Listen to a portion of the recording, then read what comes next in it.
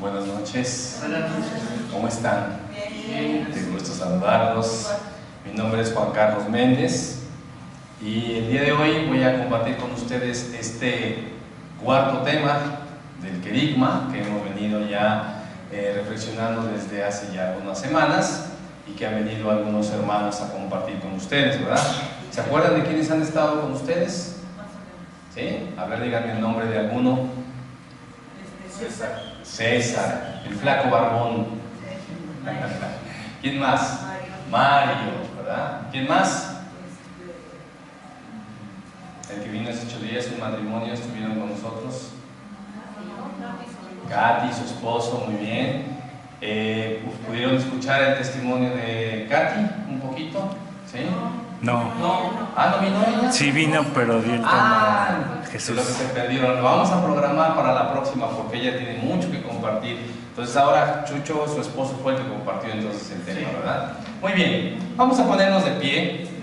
Vamos a hacer nuestra oración de consagración y vamos a pedirle a Dios que nos conceda esta gracia de escuchar su palabra y lo más importante, que al escucharla podamos meditarla como la hacía María, la Madre de Jesús, y que al meditarla podamos encontrar y descubrir allí el tesoro que Dios ha querido darnos a través de su Hijo, y que nos permita comprender el mensaje que tiene para cada uno de nosotros de manera muy particular, y que esa palabra nos conceda paz, que nos conceda alegría, esperanza, fe, que nos dé lo que vamos necesitando cada uno de nosotros.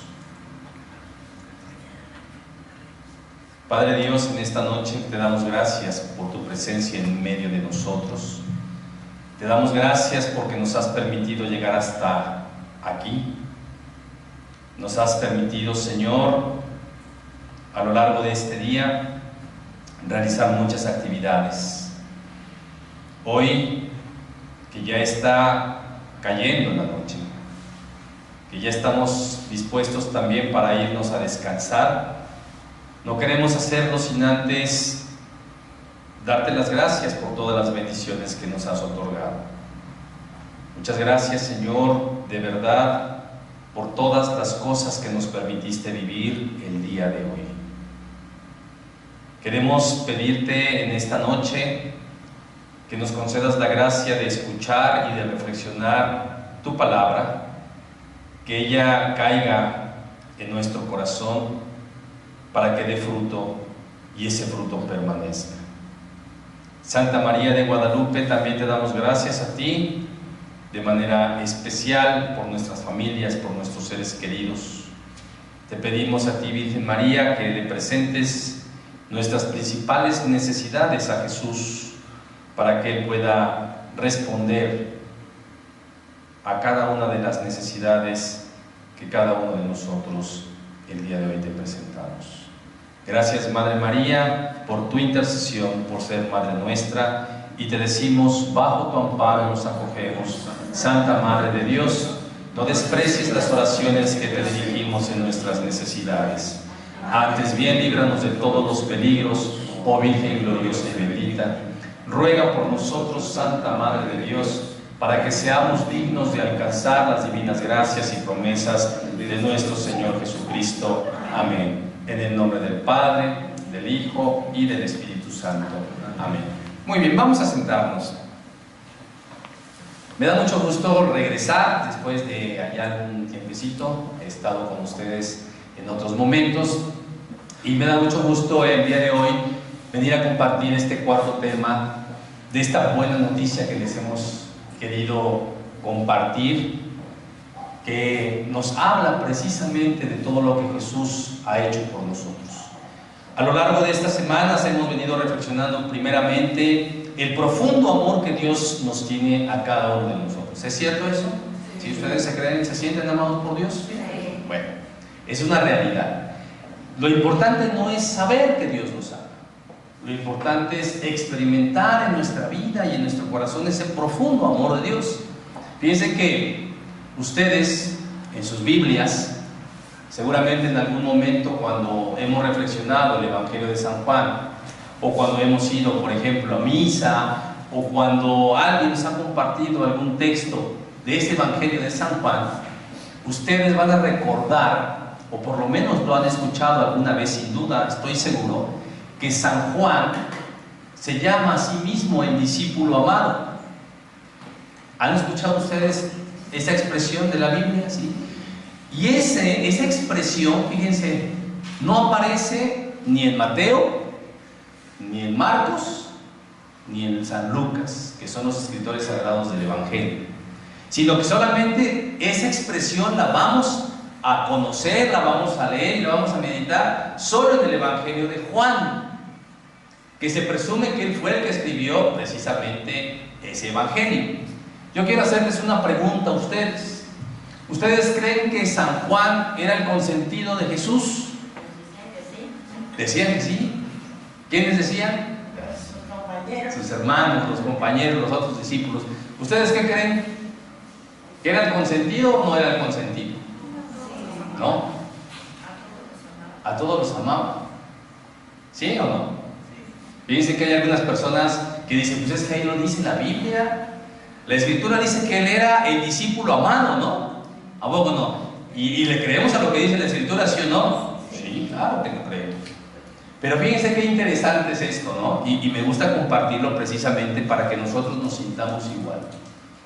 Y tienen razón, no era el discípulo más consentido, digámoslo así, de Jesús. Sin embargo, de los 12, fue el que asumió de manera tan especial el amor que Dios y que Jesús les ofrecía. Eso es lo importante. Y creo que para los que tenemos hijos, vamos a poner esta comparación, porque quienes tenemos más de 2 hijos, ¿verdad? El amor por ellos es exactamente igual. Seríamos capaces de dar la vida tanto del que se porta bien por el que no se porta tan bien, porque eso no, el cómo se comportan, el cómo son, no determina nuestro amor. Los amamos por lo que son, no por lo que hacen. ¿Estamos de acuerdo? Entonces, nosotros los que somos padres, yo tengo 3 hijos, los 3 varones, y los 3 son diferentes, y a los 3 los amo por igual, aunque se los tengo que demostrar a veces de diferentes maneras. Pero siempre también hay uno que es el que se siente como particular, como especial, como que en realidad se siente el consentido, pero no es que así sea, sino que lo asume. Y eso es lo bonito de esta buena noticia que hemos venido a compartir con ustedes. Eso es lo más importante del contenido del querigma, y que es lo que ha venido a enseñarnos Jesús. Jesús vino a mostrar que Dios, el Rey de los ejércitos, este Dios tan lejano para aquellos hombres y mujeres del tiempo de Jesús, inclusive hablo de los que se sentían más cercanos, de aquellos grupos religiosos del tiempo de Jesús. ¿Ustedes se recordarán de algún grupo de religioso del tiempo de Jesús? ¿Se acordarán de algún grupo? Había varios. Los fariseos. Esos nos acordamos todos muy bien, ¿verdad? Porque además eran los más influyentes del tiempo de Jesús. Y estos personajes, estos hombres, decían que eran buenos porque cumplían una ley que ciertamente Moisés les había dejado, ¿no? ¿Y ustedes saben cuántas leyes tenía que cumplir un fariseo? Por ejemplo, nosotros, eran un montón. Nosotros, para ser católicos, tenemos que cumplir 7, ¿no? ¿Sí o no? ¿O 5? ¿Cuántos son? Perdón, no, esos son los mandamientos. Los que la Santa Madre Iglesia nos exige, 7, ¿verdad? Ahora sí. ¿Cuáles son? Ir a misa una vez la semana. Los domingos, no una vez al año, no, eso es confesarse nada más. Sí, fíjense bien, vamos a repasarlo. ¿Se acuerdan o no se acuerdan? Porque a mí hasta a mí se me olvidaron. Son 7, ¿sale? No, esos son los sacramentos de la iglesia. No. Los que nos obliga la iglesia son 5, ¿sale? No 7, 5. A ver, para ser católicos, la iglesia nos exige cumplir, no los que cumplían los. No. Miren, más o menos les voy a decir: ir a misa todos los domingos y fiestas de guardar, ¿sale? Ese es uno. Confesarse una vez, por lo menos una vez al año. ¿Cuál es la tercera? Santificar las vidas, penitencia. ¿Saben qué? Ahorita lo vamos a buscar. Búscame los 5, por favor. Caridad. Bueno, fíjense bien, 5, que ya hasta se nos olvidaron, qué pena. 5.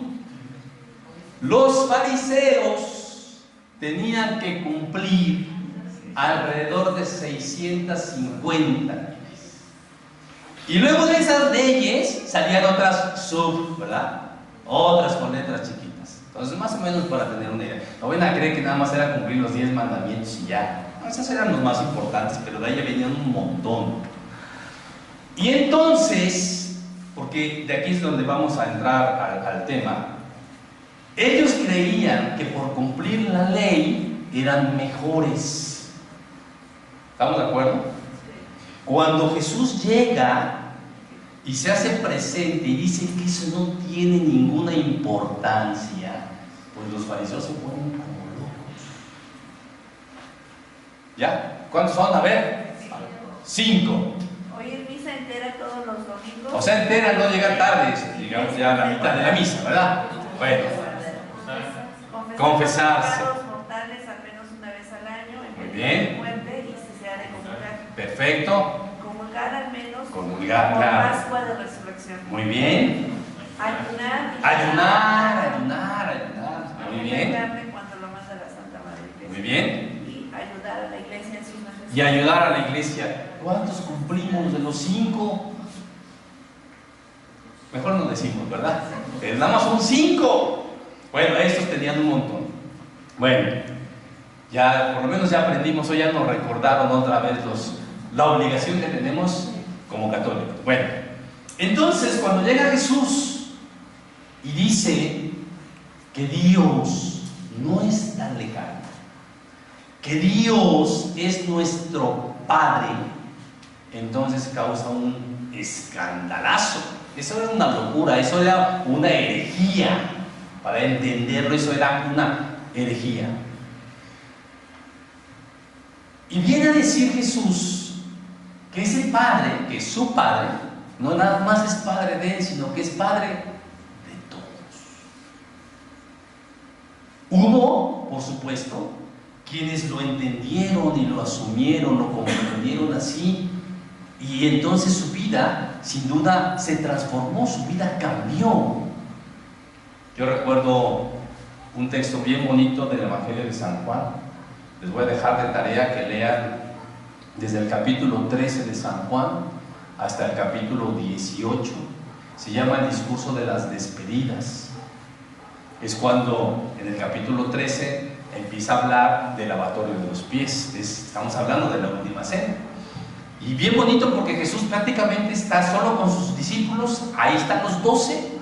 Y allí Jesús prácticamente se está despidiendo, porque si ustedes recuerdan, saliendo de ahí, ya lo atrapan, ¿verdad? Bueno, y en ese discurso de las despedidas, que es bien bonito, porque Jesús abre su corazón a los discípulos le preguntan, entre muchas cosas, hay uno de los discípulos que le dice a Jesús: Señor, muéstranos al Padre y eso nos basta. ¿Y qué le dice Jesús a este discípulo? ¿Cuánto tiempo tienes de estar conmigo? No has entendido nada. Quien me ve a mí, ve al Padre. Yo quisiera que en este día, antes de irnos, nos pudiéramos verdaderamente sentir como Juan. Este Juan que también en su mismo evangelio menciona que se acuesta en el pecho de Jesús. Este Juan que muestra una parte muy humana de ese Jesús. Este Juan que, no sé si ustedes saben, fue el último de los discípulos en morir. Él murió de viejo, fue el último. Hay otros que dicen, sí, él era el consentido, miren, él vivió muchos años. No, Dios le permitió esa parte, ¿verdad? Pero, y era el más joven, de los más jóvenes, ciertamente. Sin embargo, creo que lo importante del mensaje de Juan en su evangelio es invitarnos a todos a sentirnos así. Es a sentir que verdaderamente Dios nos ama tan profundamente que si fuera posible que Dios Padre volviera a mandar a Jesús a morir por ti, vendría por ti. Eso ya no puede suceder, porque la salvación, que es de lo que vengo a hablar, la salvación ya fue dada, ya Jesús murió. Fíjense que una de las cosas más bonitas, y lo dice el Evangelio de San Juan también precisamente, ahí en el capítulo 3, en el versículo 15 y 16, que la muestra, fíjense bien, si alguno de ustedes tuviera alguna duda de cómo le ama Dios, porque a lo mejor dicen, ay, pues es que si Dios me amara, no tuviera tantos problemas económicos. Ay, es que si Dios me amara, pues no habría tanta pobreza en el mundo. Ay, es que si Dios me amara, no hubiera tantos niños enfermos de cáncer, ¿no? Y un montón de cosas que vemos en donde decimos, bueno, si es que Dios nos ama, ¿por qué andamos tan fregados? ¿No? ¿Nunca se han preguntado alguna vez ustedes eso? ¿Cómo es eso de que si Dios nos ama y de que si ya Jesús nos salvó, entonces ¿por qué todo eso? Bueno, esas son las consecuencias del pecado. No es que Dios quiera que las cosas sean así, las cosas son así. ¿Ustedes saben por qué? ¿Por qué? Por Adán. Porque nos dio libre albedrío. Sí, porque finalmente traemos una herida desde el principio, ¿sí? Una herencia, todos lo sabemos, y nuestra naturaleza es una naturaleza pecadora. Pero al final, lo más importante es la decisión que nosotros tomamos. Todo lo adverso y lo negativo que vemos en el mundo, queridos hermanos míos, son decisiones nuestras y consecuencias del pecado. Eso es lo importante y es lo que hemos visto a lo largo de esta semana. Pero si la buena noticia era que Dios nos ama de manera especial y particular, y la mala noticia es que somos pecadores, bueno, pues entonces hubo otra buena noticia, que es la salvación de Jesús, que nos hablaron hace 8 días, ¿verdad? Sí. Porque hoy es la fe y la conversión. Sí. ¿Sí o no?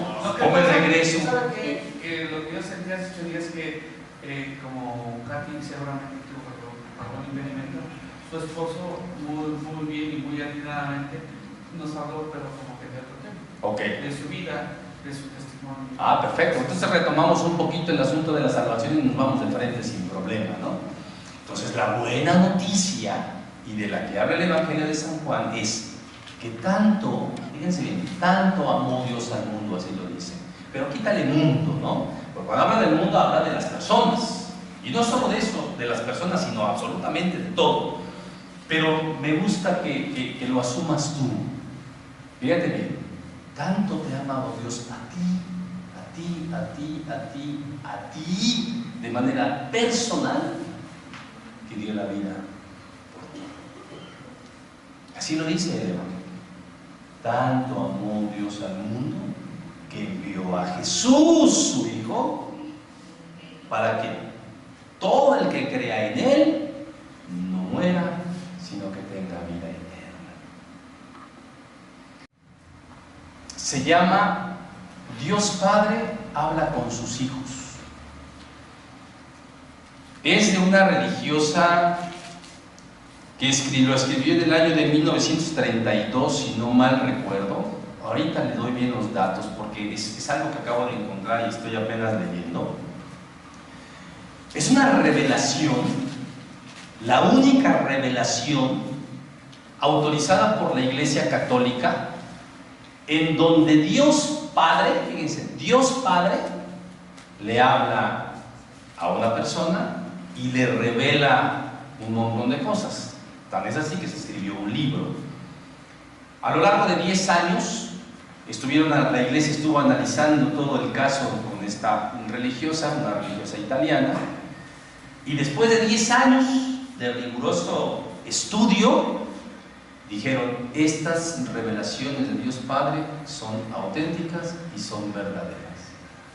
Y en el contenido de esas revelaciones, una de las cosas que me llamaron mucho la atención y que Dios Padre pide, fíjense, si ustedes han leído algunos libros, ha habido muchas revelaciones de Jesús a religiosas o a santos, y bueno, ha habido muchos libros sobre, por ejemplo, el Señor de la Misericordia, sobre Faustina, ¿no?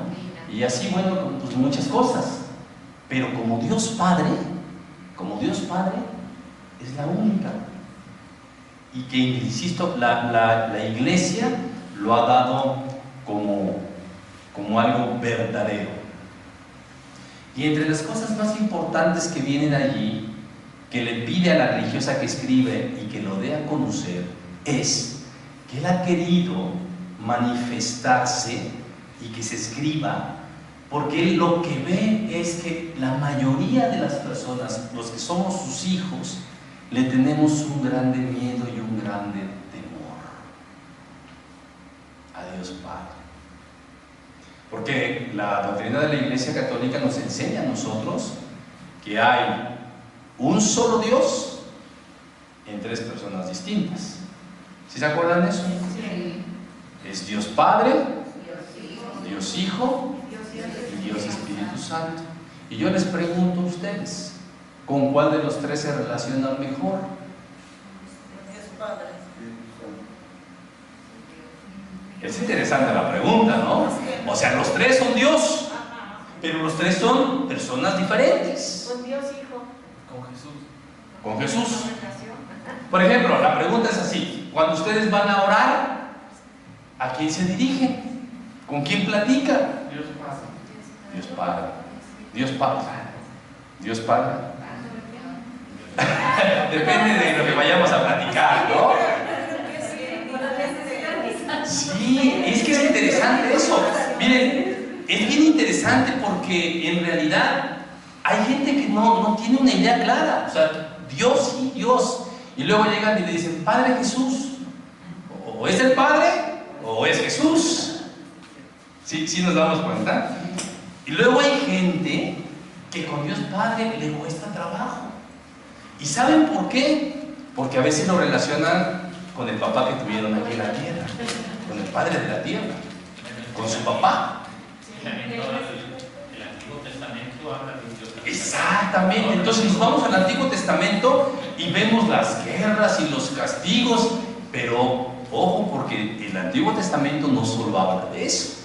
El Antiguo Testamento tiene expresiones bellísimas de cómo Dios se manifiesta con el pueblo y se desespera. Inclusive el pueblo, sí, claro, exactamente, y el pueblo inclusive lo desespera, ¿no? El pueblo lo desespera y luego dice: este pueblo de cabeza dura, yo hago esto, hago el otro, y ellos no me hacen caso y siguen adorando a otros dioses. Y bueno, ese libro yo no lo he podido conseguir, de hecho lo tuve que descargar de internet, por eso les doy los datos, porque lo pueden descargar de internet, pero está interesantísimo, porque precisamente él empieza a hablar de cómo es que ha ido evolucionando, digámoslo así, a lo largo de la historia, su forma de irse presentando al hombre y de ir mostrando su amor al hombre. Y en todo el tiempo de la historia, desde Abraham, que fue cuando elige a Abraham para hacer de él un pueblo, cuando él se compromete, digamos, con el pueblo, lo viene educando a lo largo, pues, de miles de años. Si yo te estoy hablando de que esta revelación se hace en el año de 1932, ya es algo mucho más cercano, él entonces quiere mostrar el verdadero rostro de quién es como padre. Y él quiere quitar esa imagen del Antiguo Testamento porque quiere ser él amado como un papá. Y bueno, no estaba San Pablo tan mal, ¿no?, cuando utiliza esta expresión de Abba, de papá, papito. Esa expresión Abba es una expresión que los papás que los hijos tenían con los papás de la tierra, pero una expresión como para nosotros entender el papito, ¿no? El papito chulo, así como nosotros de repente utilizamos esa expresión. Y ya desde ese tiempo, San Pablo nos está invitando a acercarnos precisamente a hablar con este Dios Padre de esta forma, de esta manera. Nosotros estamos trabajando ahora dando un curso que habla solo del Padre, se llama Experiencia Abba precisamente. Todas las relaciones que se dan son en esta relación solo con nuestro Padre Dios, ¿no? Y del contenido de ese curso nos vamos dando cuenta las ideas equivocadas que tenemos de Dios Padre, muchas ideas equivocadas. Digo, no nos vamos a hablar ahorita porque tenemos otras cosas que decir, pero nos cuesta trabajo, nos cuesta mucho trabajo sentirnos amados por este Dios, por este amor de este Padre. Mucha gente dice, pues si es que Dios me ama como un padre, y el padre que yo tuve aquí abandonó a mi mamá, era borracho, tenía algún vicio, era mujeriego, me pegaba o cosas de ese tipo, ya saben el machismo de repente en nuestro país, y entonces dicen, no, pues mejor Jesús, es que el padre respeto y allá lejos, ¿no? Mejor Jesús, porque ese sí lo percibo, ese sí lo ubico mejor, ese sí lo ubico que me perdona todo, ese sí lo ubico que habla el evangelio de él. Y bueno, el Espíritu Santo de repente era el gran desconocido de la iglesia, pero ahora ya hay una gran discusión sobre el Espíritu y como que también vamos entendiendo esa parte, ¿no? Por eso cuando hablamos del amor de Dios como un Padre, queremos que la gente experimente esa presencia. Y queremos que cuando nos dirijamos a Dios Padre, nos dirijamos así, como papito. Cuando ustedes tenían a su papá, no sé si lo tengan, no sé cómo sea su relación con él, pero por lo regular siempre fue en muchas ocasiones un poco lejana, ¿no? Un poco separada. Ahora nosotros como papás hemos querido manifestarle el amor a nuestros hijos diferente. Ahora los abrazas, ahora los besas, ahora no se hay muchas muestras de cariño que probablemente antes a lo mejor no las sabían, no se veían como bien, ¿no? Ahora cuando un hijo experimenta ese abrazo, ese beso, ese amor, e inclusive cuando corriges, porque cuando corriges también es una muestra de amor, cuando explicas, cuando lo platicas, cuando lo dialogas, esta es una forma hermosa en verdad de experimentar el amor, y es lo que está buscando Dios a través de esta buena noticia. Y por eso envía entonces pues a Jesús, para decirnos que sí, había una mala noticia, que somos pecadores, que todos somos como productos chinos de muy mala calidad, que nos equivocamos, que somos limitados, que somos pequeños, pero que aún así Él no puede dejar de amarnos.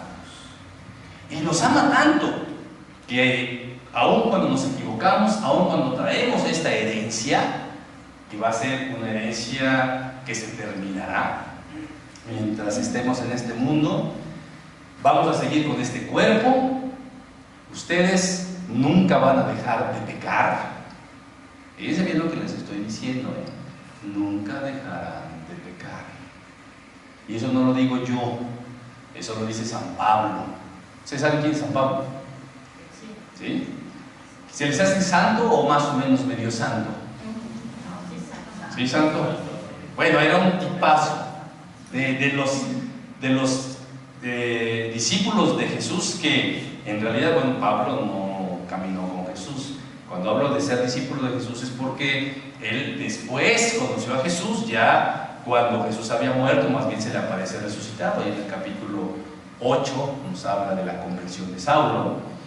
Pero cuando Saulo se encuentra con Dios, le pega, es una experiencia profunda, muy fuerte, un cambio radical, absolutamente radical. Y cuando él predicaba y cuando él se daba cuenta que había una lucha interior, yo creo que un día le pasó lo que muchas veces nos pasa a nosotros. Yo creo que ya la depresión existía siempre. Yo creo que esta reflexión que les voy a hacer, les voy a compartir, que él mismo hace, yo creo que estaba en la depresión, fíjense. Porque un día se pone a orar y dice así: Señor, ¿por qué todo el bien que quiero hacer no lo puedo hacer? Y todo el mal que no quiero hacer me sale naturalito, o sea, este es natural. Y entonces es cuando empieza a hablar de la lucha interior. Por eso yo les digo, a veces nosotros nos preocupamos mucho por dejar de pecar y nos deberíamos más bien de preocupar por hacer el bien al prójimo, porque eso es lo que vale la pena. Entonces, a veces nosotros nos desesperamos, nos pasa lo mismo que le pasa a San Pablo, y si San Pablo nos está diciendo, relajados, vamos a relajarnos, porque al final de esta reflexión termina diciendo así: ¿quién me librará de este cuerpo mortal? Es decir, mientras estemos vivos, mientras tengamos este cuerpo, entonces vamos a seguir pecando. ¿Y ustedes creen que Jesús no lo sabía? Y aún así apostó por nosotros. Fíjense qué hermoso es esto. Jesús, cuando vino a morir por nosotros, cuando entregó la vida por nosotros, nos vino a salvar. ¿Esto qué significa? Eso significa que tú te vas a ir al cielo. ¿Ustedes creen en el cielo? ¿Sí? ¿Ustedes quieren ir al cielo? Sí. ¿Ustedes se quieren morir? Sí. Sí, pues tenemos que morir antes de ir al cielo. No hay otra forma. Primero hay que morir antes de... No me quiere decir Sí, morir. Bueno, va a ser como la Virgen María entonces, ¿verdad? Bueno, está bien, vamos a ver si el Señor se lo concede. Pero si no, por lo pronto yo creo que nos vamos a ver ahí. Fíjense qué interesante. Jesús dice: en la casa de mi Padre hay muchas habitaciones. O sea, ya hay una habitación para ustedes. Yo no sé la de ustedes, pero la mía seguramente una pantalla grande, jacuzzi. Bueno, yo así me la imagino, ¿verdad? Yo creo que mi habitación debe estar bonita. Y tengo muchas ganas de llegar allá. Pero lo mejor de todo es que yo ya no tengo que hacer nada. No me vean así. O sea, no me vean así. En realidad, es en serio. Es en serio. Fíjense bien, estos secretos del reino que les estoy pasando los tienen que apuntar. Miren, fíjense. Jesús murió por nosotros y derramó su sangre que valió, fíjense, la sangre de Jesús valió por todos tus pecados pasados, por todos tus pecados presentes y por todos los pecados que todavía ni cometes, pero que vas a cometer. Todos esos pecados de todas las generaciones de la humanidad. ¿Tenemos siquiera una idea de eso? No tenemos una idea de eso. Todo eso está pagado. Entonces, ¿para qué preocuparnos? Fíjense, ¿para qué preocuparnos entonces? Ya sé que están pensando algunos de ustedes, pues vamos a darle bola a la hilacha. No, tampoco se trata de eso. Tenemos que manifestarle al Señor que queremos esa salvación. Él dejó esta herencia. Fíjense, si ahorita yo les digo que un familiar de ustedes que no conocieron les dejó $1 millón, ¿les gustaría recibir esa herencia o no? Pues sí. Estamos en $1 millón, ¿eh? Yo creo que sí les va a sacar de algunos apuros. ¿Quieren el $1 millón, sí o no lo quieren? Sí. ¿Seguro lo quieren? Sí. Lo único que tienen que hacer...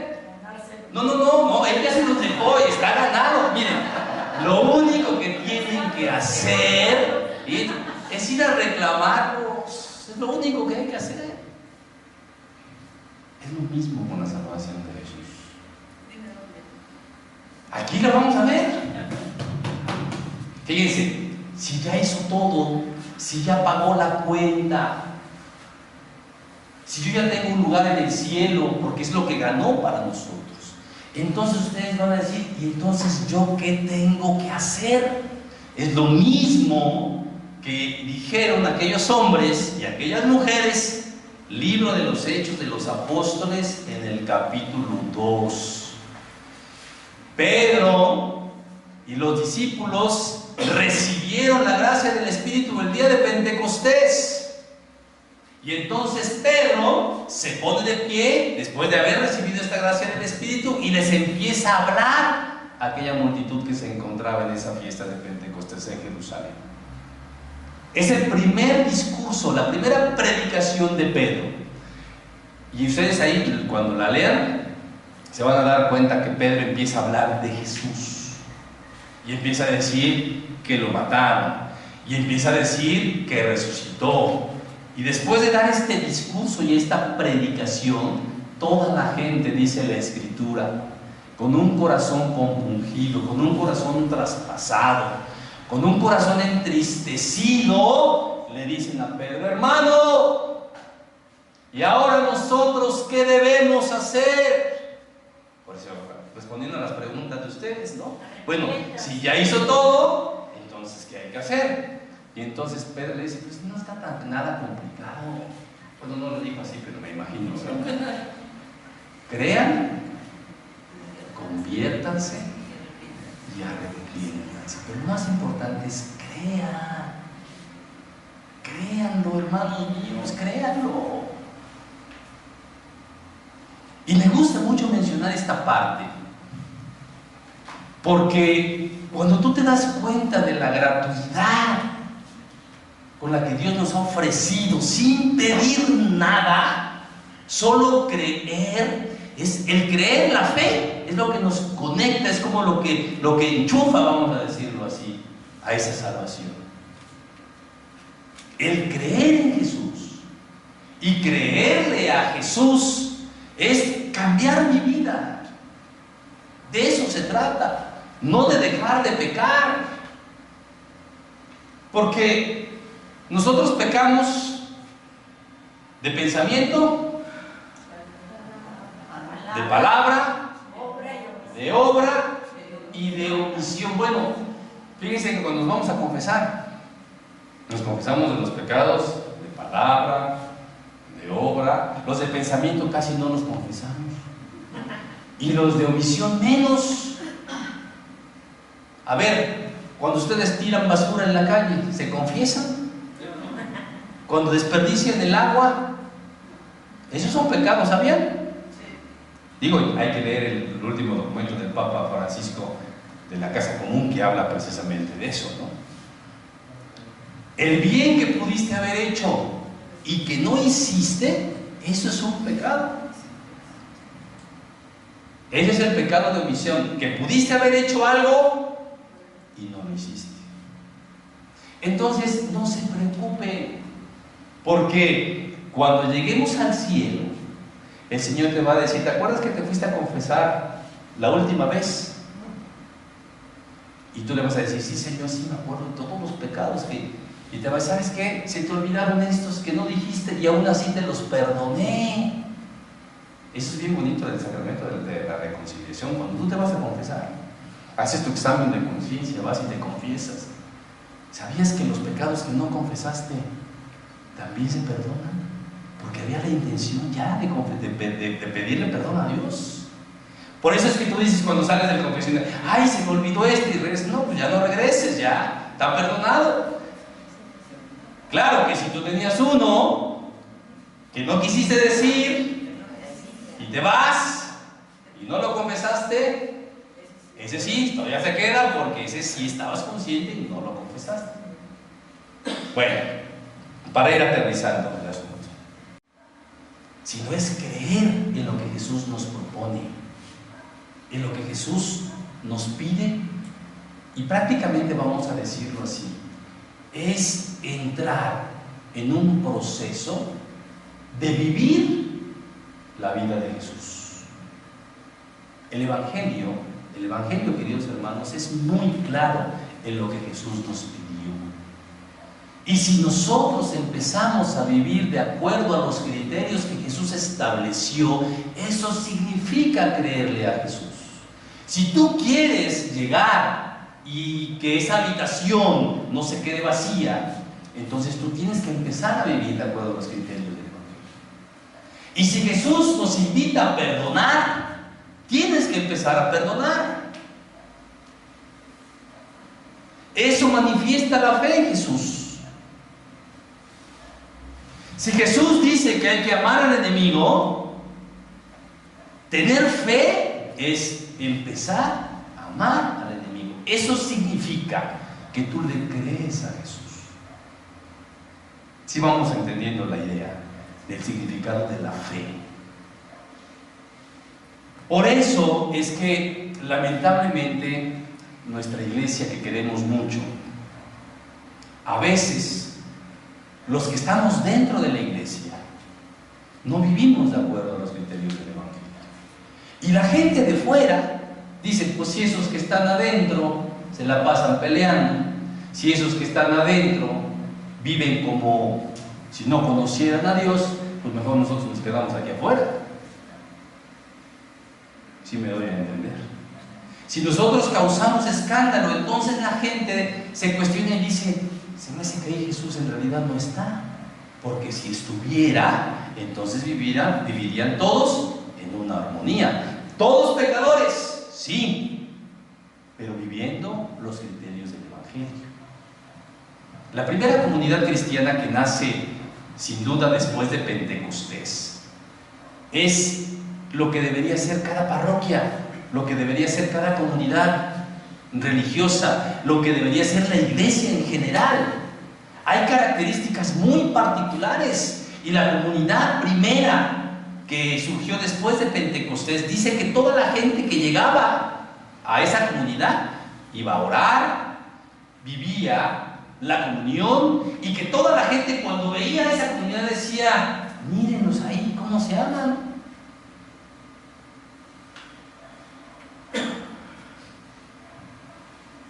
Para que nosotros podamos creerle a Jesús, necesitamos dejarnos amar. No importa lo que hayas hecho, no importa lo que hagas, lo único que Dios no puede hacer es dejar de amarte. Él no puede dejar de amarte. No te ama más porque te portes bien.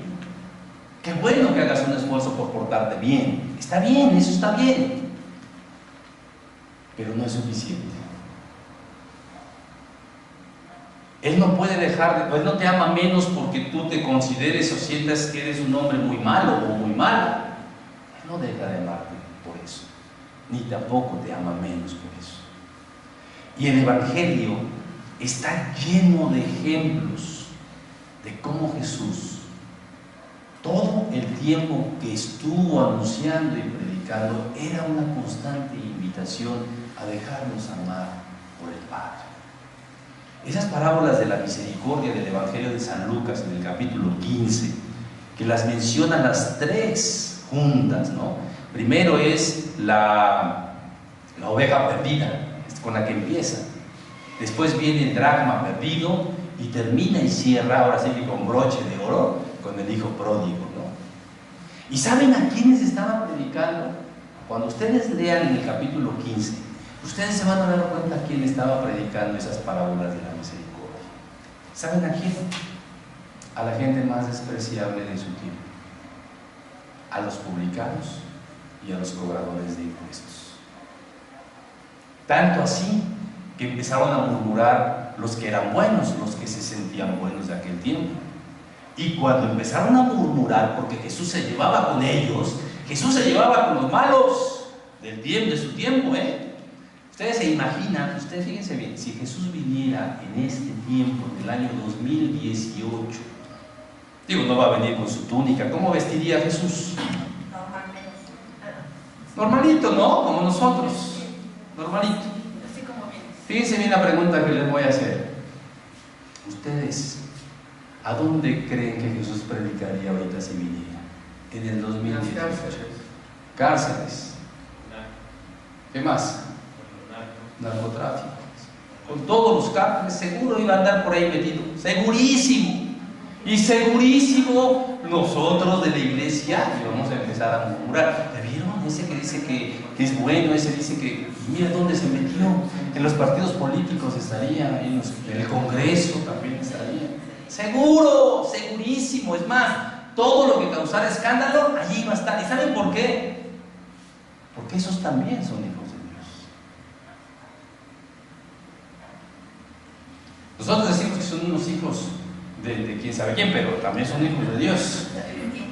¿Sí me explico? O sea, esta gente era la más lejana, la más alejada.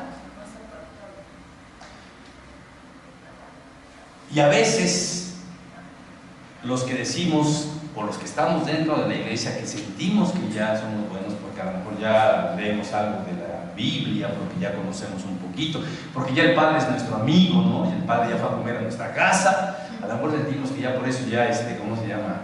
Ya tenemos el lugar de allá ganado. Y nos da miedo a nosotros acercarnos a la gente de allá afuera, a la más necesitada. ¿Cuál es la gente más necesitada allá afuera? Les voy a decir, ¿qué grupos?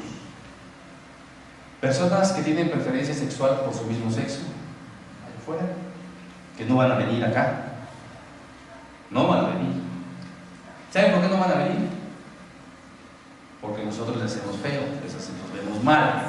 Por eso no van a venir. No porque ellos no quieran, no piensen que aquí no van a encontrar a Dios. Puede ser, pero nosotros estamos como una aduana, ¿no? Nosotros decimos si quién y quién no. Aquí. Porque nosotros somos amigos de los grupos. ¿Sale? Entonces nosotros decimos, no, sabes que tú no vayas a contagiar aquí, no, bueno. Ellos, aquellas personas que a lo mejor se dedican a la prostitución, tanto hombres como mujeres, no vayan a pensar que ahora son mujeres, no, ahora también ya hombres y mujeres. La gente de allá afuera que a lo mejor es madre soltera, aunque ya eso se le ven menos feo, ¿no? Pero aún se siguen sintiendo un poquito relegados. Y así como esos muchos otros grupos, que a los que estamos dentro de la iglesia nos daría pena que nos vieran afuera. Y ellos también necesitan descubrir en su vida, fíjense bien lo que les voy a decir, ellos necesitan descubrir en su vida que Dios no los condena, que al contrario los ama y los está esperando. Para ir terminando, fíjense bien, 7,000 millones de personas somos aproximadamente en este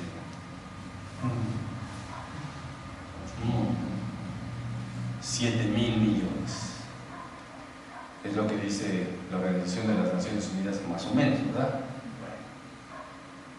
De esos 7,000, ¿ustedes saben cuántos somos cristianos? De los 7,000. Cuando hablo de cristianos estoy hablando de otras denominaciones cristianas y católicos, ¿eh? O sea, de los que creemos en Jesús como nuestro Salvador. ¿Saben cuántos? Que no es ni la verdad. No. Somos aproximadamente unos 2,400 cristianos, ¿no? O sea que hace 2,000 años que Jesús dijo, vayan y comuniquen, vayan y anuncien y vayan y platiquen y díganle a todos. Toda la creación, todavía nos falta un montón por recorrer. Y de esos, ¿cuántos católicos somos? 1,400, más o menos, 1,200, casi la mitad de esos que somos cristianos. Y si empezamos a preguntar, ¿y de esos cuántos van a misa? ¿De esos católicos cuántos van? Y si después decimos, bueno, estos son católicos porque están bautizados, pero bueno, ¿cuántos van a misa? Y si luego decimos, ¿y si esos que va reduciendo, cuántos están en los grupos de apostolado? ¿Cuántos hacen una vida de parroquia? No, pues ya vamos a perder la fe, ¿no? Y se trata de recuperar la fe. Entonces, si nosotros nos vamos dando cuenta, somos cristianos, pero no nos damos la oportunidad de sentirnos verdaderamente amados por Dios. aquel que se siente amado por Dios, de veras, no le queda otra, no como una obligación, sino como un deseo que surge de dentro de nosotros para comunicarlo. ¿Por qué? Porque esta alegría que tú tienes de haberte encontrado con Él, no te la puedes quedar, la tienes que compartir. Si yo soy feliz, a pesar de los problemas, de las situaciones, de todo aquello que está, que viene dentro del paquete del nacimiento, ¿no? Cuando tú naces, traes un paquete, ¿no? Tanto muchas cosas buenas, como muchas otras cosas no buenas, y uno tiene que aprender a vivir. Y sin embargo, a pesar de todo eso, la vida es bella, y es hermosa, y es maravillosa, y más cuando ya te encontraste con Jesús. Tu vida cambia, tu vida cambia, y eres feliz porque se puede ser feliz, y además porque la felicidad es una decisión, y tú decides ser feliz cuando te das cuenta que Jesús, que es Dios, te ama con locura. Por eso uno puede venir feliz y puede cantar feliz y puede andar feliz en la calle, diciendo, creyendo y pensando que a pesar de tus limitaciones, de tu pequeñez, de tus pecados, a pesar de todo eso, el amor de Dios lo supera absolutamente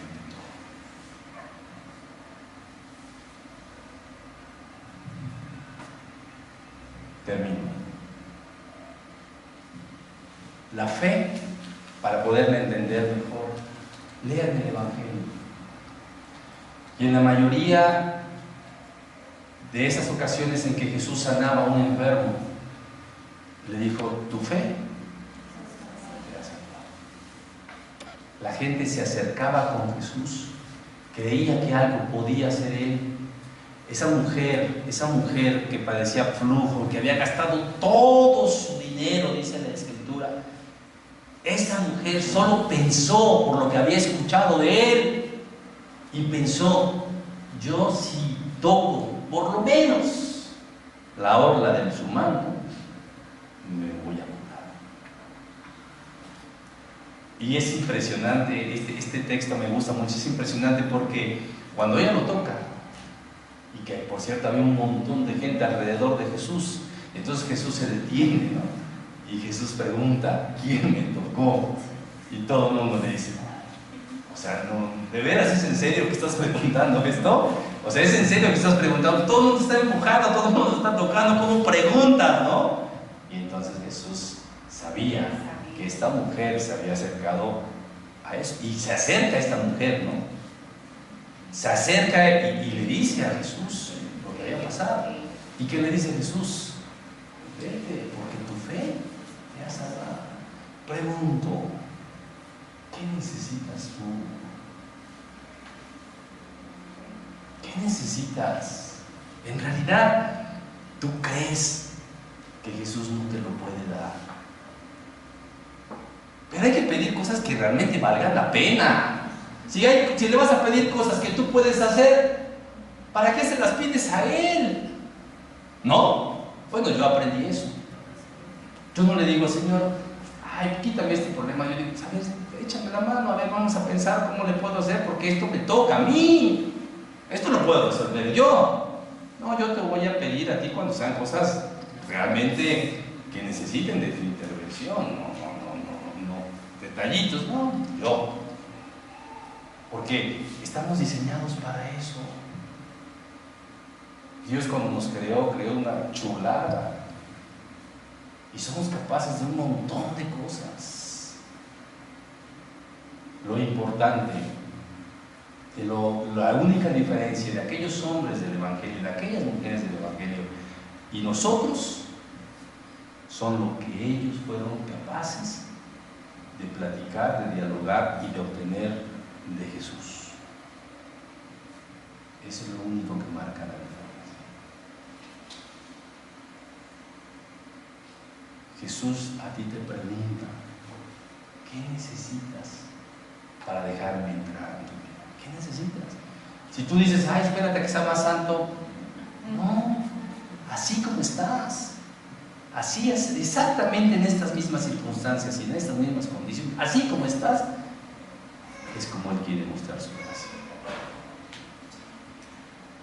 Lo único que hay que hacer es creer. Cambiar tu vida, transformar nuestra vida, o la conversión no se entiende como aquel que deja de pecar. La conversión se entiende como volver a Dios. Eso es la conversión.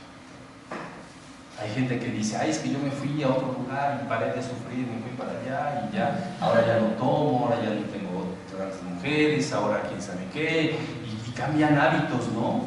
Como si eso fuera suficiente. No. La verdadera conversión es comprometerte con el prójimo. Es una chulada. El saber que yo simple y sencillamente agrado a Dios, y lo que quiero es agradarlo, ni siquiera quiero que me lo tome en cuenta, pues, yo no quiero que me lleve ahí una lista de cosas buenas que hice y otra de cosas malas. No funciona así. Si yo hago el prójimo, si yo hago el bien al prójimo, que es lo único que Jesús me pide que haga, porque si ustedes leen el Evangelio, solamente dicen: yo les pido una sola cosa, ámense, amen al prójimo, ámense los unos a los otros. Es lo único que quiero. Y nosotros lo hacemos no para que nos tome una palomita y diga: ah, qué bueno, tal fecha hiciste algo bueno. No, tú lo haces porque quieres agradar a Dios, nada más. Y quieres que el otro sea feliz. Así que, hermanos, la única persona que puede decidir son ustedes, porque ya el Señor hizo todo, absolutamente todo lo que estaba en sus manos. Él ya lo hizo. Lo único que nos toca hacer es creer. ¿Estamos de acuerdo? Vamos a orar 2 minutos. Vamos a ponernos de pie.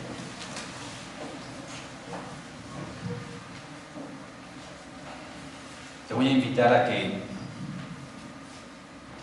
platiques con Jesús. Vamos a invitar a Jesús, a la persona de Jesús. Y te voy a invitar a que lo traigas a tu mente, a Jesús, así como cada uno de nosotros lo conciba, como cada uno de nosotros lo imagine. Y yo te voy a invitar a que desde lo más profundo de tu corazón, desde el interior de tu corazón, tú hables con Él. Yo voy a hacer una oración en general, pero tú dile a Él lo que tú quieras decirle. Y deja que Él te responda. Señor Jesús, yo te doy en esta tarde, noche, gracias por habernos venido a comunicar una vida nueva. Porque podemos tener una vida nueva. Porque merecemos vivir una vida nueva. Esa vida que tú nos has venido a ofrecer y que nos la has ofrecido gratuitamente. Y que tal vez, como el hijo pródigo, hemos malgastado la herencia que nos has dado. Y sin embargo, aún sabiendo que eso ha sucedido, tú sigues esperando con mucha paciencia que creamos en ti. Y hoy nos has dado esa oportunidad de presentarte en medio de nosotros y decirnos que nos amas, que quieres lo mejor para nosotros. Y que todo, absolutamente todo lo que has hecho, lo has hecho por mí. Y hoy yo quiero decirte gracias, Señor, por lo que tú has hecho. Pero quiero quiero decirte que hay cosas dentro de mí que me cuestan trabajo expresar, hay cosas dentro de mí que me cuestan trabajo dejar, hay cosas dentro de mí que tienen prioridad, o tal vez hay cosas dentro de mí que no sé cómo sacarlas, cómo quitarlas, tal vez resentimientos, tal vez cosas que me lastiman, pero que no sé en realidad cómo sacarlas. Y entonces aquí es donde quiero preguntarte, Señor, si tú puedes hacer algo por mí. Porque el Evangelio habla de muchos hombres y mujeres que hablaron así, como lo estamos haciendo nosotros ahorita contigo, y obtuvieron una gracia especial. Señor, ¿a quién iremos si solo tú tienes palabras de vida eterna?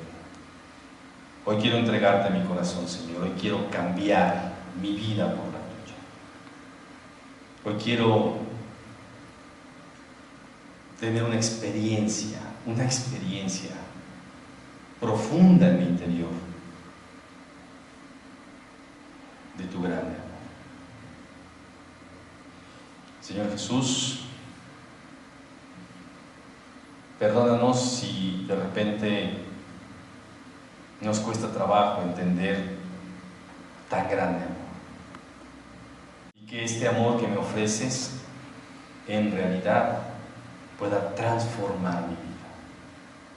Quitar tristeza, soledad, miedos, preocupaciones, angustias. Sabiendo que todo, Señor, todo se va a resolver. Todo se va a resolver. Concédeme la fe y la esperanza que necesito. Todo esto, Jesús, yo te lo pido por la intercesión de nuestra Madre, la siempre Virgen María, en el nombre del Padre, del Hijo y del Espíritu Santo. Amén. Que tengan muy buenas noches, descansen en paz. Bueno, ¿quieren tener pesadillas? Pues tengan pesadillas entonces. Bueno, que sueñen con los angelitos. Nos vemos pronto. Buenas noches.